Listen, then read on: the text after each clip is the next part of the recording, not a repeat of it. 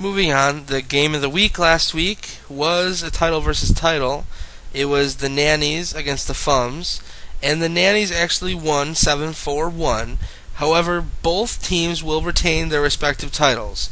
So the Nannies are still the X Division champion, and the Fums are still the Hardcore champions. Next week's matchup of the week will be between the NWO Trento Bolts and the Bucktown Fums, since it's title versus title again.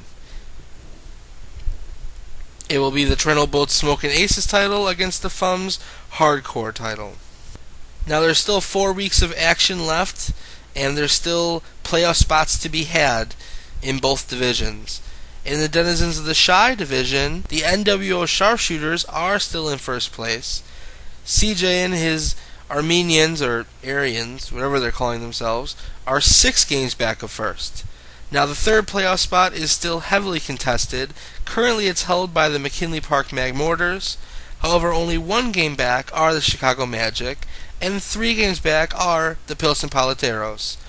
Meanwhile, in the second Citizens division, the Legacy are still in first. However, the NWO Trento Bolts are now 10.5 games back of first place. So the Legacy have a little bit of a lead, and the Trento Bolts are coasting in second, but third place is still where the action's at. The Bucktown Fums are hanging in there on third place, and 7 games back are the Dirty Nannies. However, in last place, and pretty much completely fallen out of the race at this point, are the Humble Park Hooligans. They are now 21 games back of the playoff spot. It's time for the hitter and the pitcher of the week, and the pitcher of the week goes to the Humble Park Hooligans, Randy Wolf.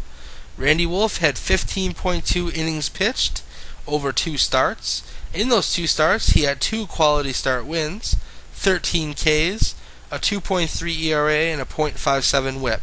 Meanwhile, the hitter of the week, it is none other than the NWO Legacy's Adrian Gonzalez.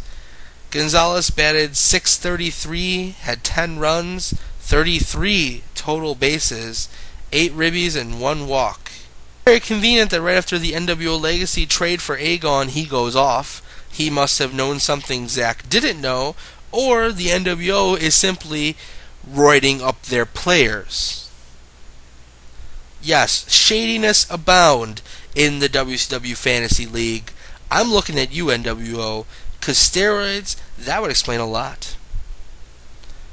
So starting next week, we will be doing random fantasy drug testing on all fantasy teams.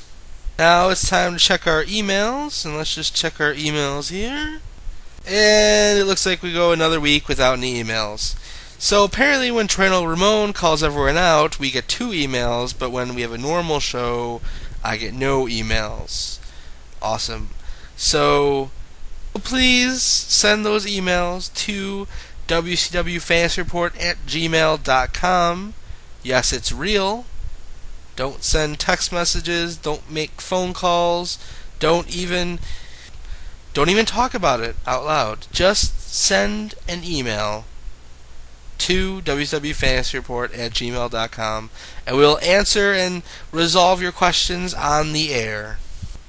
And before we leave you, we did speak with the owner of the Hooligans last week, J-Sex, and allegedly he has been run out of town by hooligans.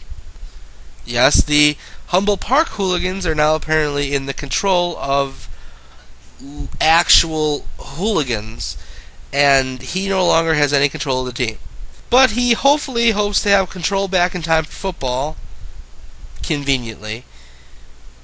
And the Battle of Bridgeport is long forgotten, and I guess Oscar wins by default, even though he currently doesn't own a team. So Oscar is the owner of the rights to Bridgeport without a team, due to the hooligans running J6 out of town without a fight. Tune in next week for all the highlights as we stretch into the playoffs and we gear up for football. This is Thunder.